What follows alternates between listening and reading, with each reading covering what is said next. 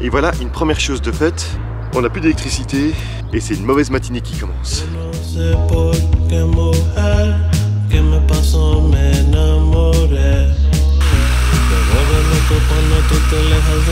Petit état des lieux.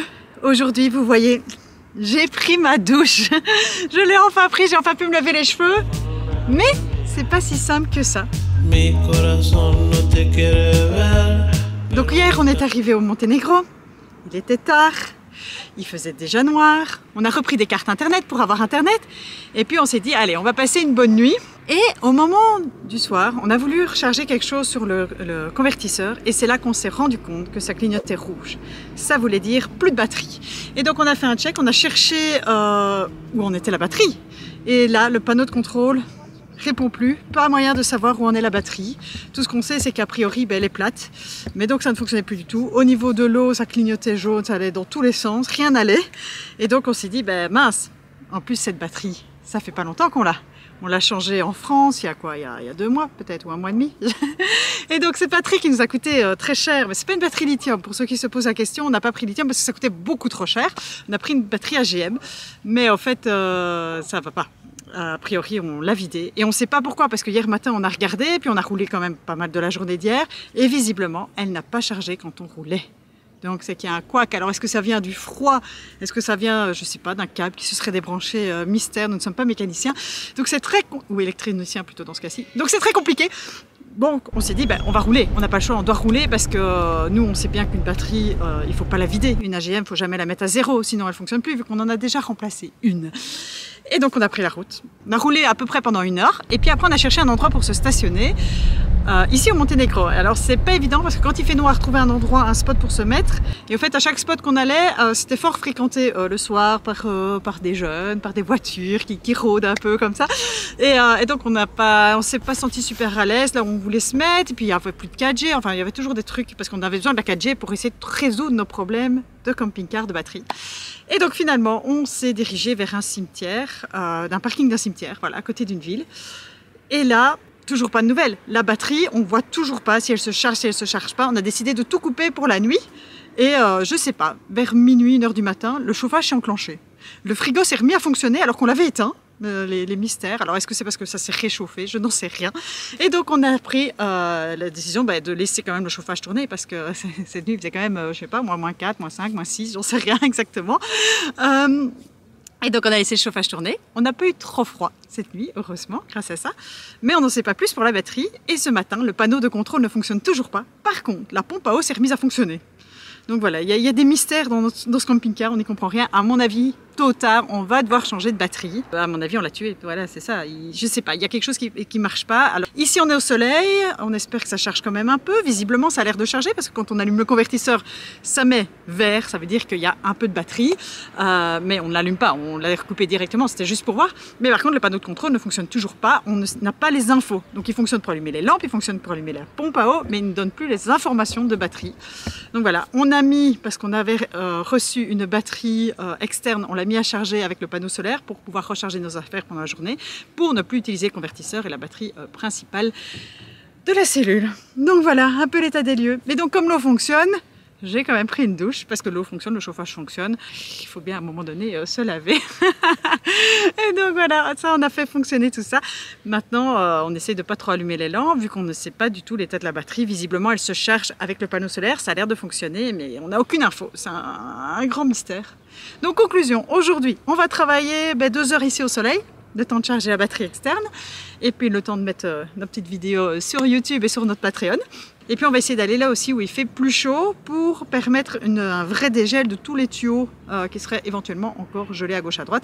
Parce que notamment notre évacuation des eaux, alors qu'elle est restée tout le temps ouverte justement pour pas que ça gèle, a quand même gelé. Donc à mon avis, un jour quand on a utilisé l'eau alors qu'il faisait moins 12 ou moins 14 au soir, ça a directement gelé dans le tuyau et ça a bouché. Donc il faut que ça dégèle maintenant.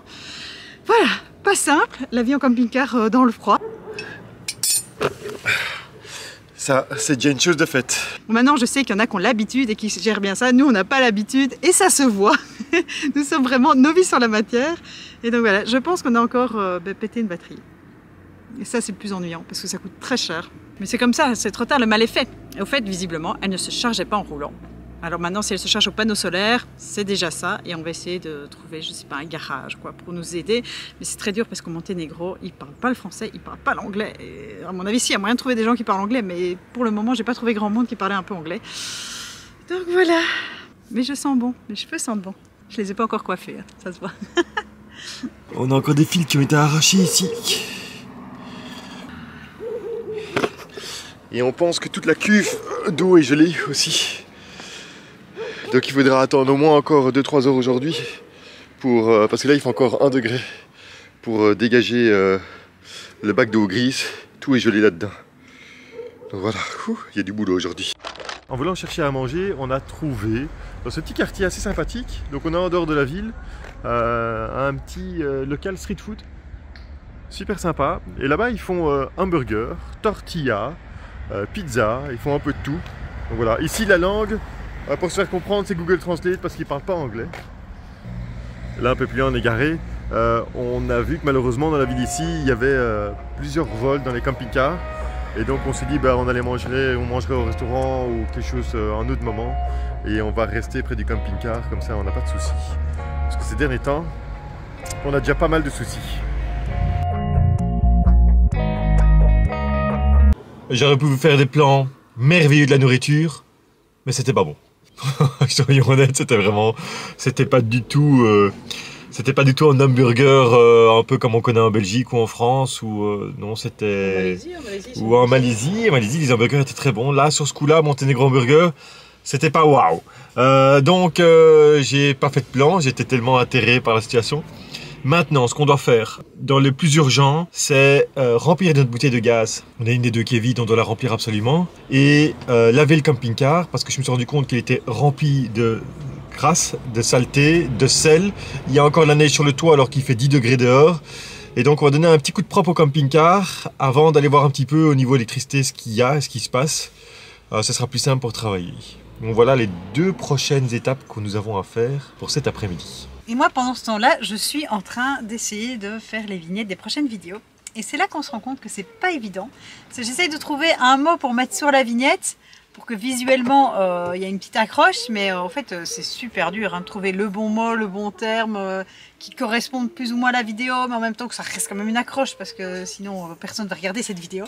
Travaillez à ça. Si vous avez des idées de mots d'accroche à mettre sur nos vignettes, n'hésitez pas, mettez-les moi, parce que c'est dur, il faut se renouveler et je manque d'idées.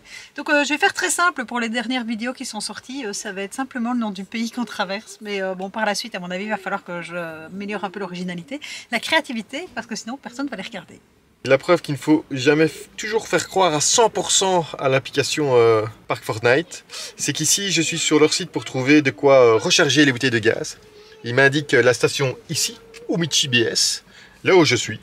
Je sors ma bouteille de gaz, on me regarde, on fait ici, on ne fait qu'échanger les bouteilles de gaz. Et ils ont 50 bouteilles de gaz, ce qui n'est pas du tout les nôtres. Et je suis bien chez Umichi BS. Donc on se retrouve avec une bouteille de gaz à moitié vide, ou à moitié remplie, une vide. Des problèmes d'électricité. Ça va bien. On a réussi à vider les eaux de la salle de bain. Ça a dégelé, donc ça s'est vidé. On a un câble derrière au camping-car qui traîne maintenant, que j'ai fait des plans tantôt. On a un câble qui pend. Je pense que c'est un des catadioptres, un des petits phares sur le côté gauche aussi. Wow! Bien. Ça commence à s'accumuler. Mais bon, on gère. Je fais bien, tout va bien. Faut garder le moral dans ces cas-là, parce que de toute façon, ça sert à rien de râler, parce que ça ne changera strictement rien à la situation. Et donc, il faut aller de l'avant. Et donc, moi, je pense qu'on a un deuxième dans les villes, donc on va chercher.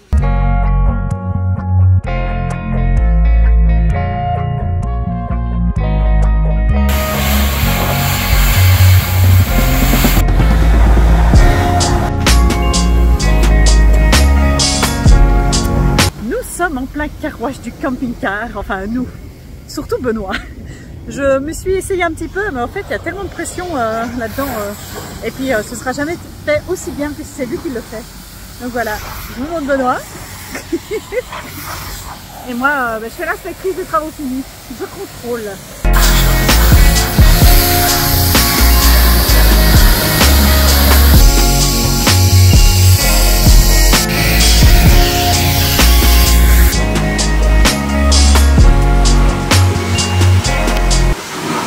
faut dire, le camping-car il était quand même vraiment très sale. Avec la route de ces derniers jours, le sel et tout ça, c'est un peu cradopoulos. Donc il était temps de nettoyer tout ça.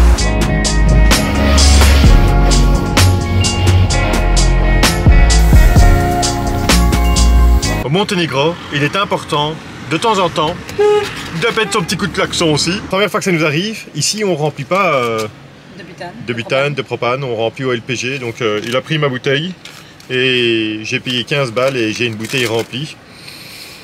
Ils ont l'air de gérer. Voilà. 21 litres, je pense qu'il t'a mis. Il m'a mis 21 litres? Ouais, je pense que c'est la norme en fait en plus. Donc ce qu'il faut au maximum mettre. Donc c'est très bien, 21 litres. Parfait. Ouais, moi c'est le genre de truc qui me rassure jamais. Je n'aime pas quand on respecte pas les règles, quand c'est pas quand c'est pas défini, que c'est pas mis sur la bouteille. Vous pouvez remplir avec du GPL. Là, je me serais sentie à l'aise. Je sais qu'en France notamment, c'est interdit de remplir avec du GPL dans les bouteilles de gaz. Maintenant, je pense parce que je suis une grande stressée de base et j'ai toujours peur qu'il arrive quelque chose et donc j'aime bien suivre les règles. Voilà, je fais partie de ceux qui, s'il y a une flèche qui leur dit qu'il faut aller à droite, aura vraiment du mal à aller à gauche. Par contre, Benoît, il est un peu plus intrépide. C'est pour ça qu'après, on se retrouve dans des endroits un peu saugrenus, comme quand on était en Slovénie, qu'on a pris une route qui menait nulle part, où il a fallu faire demi-tour. Voilà une bonne chose de faite. Nous sommes tout propres, tout mouillés, mais tout propres. Voilà, c'était ma douche et c'était aussi celle du camping-car aujourd'hui.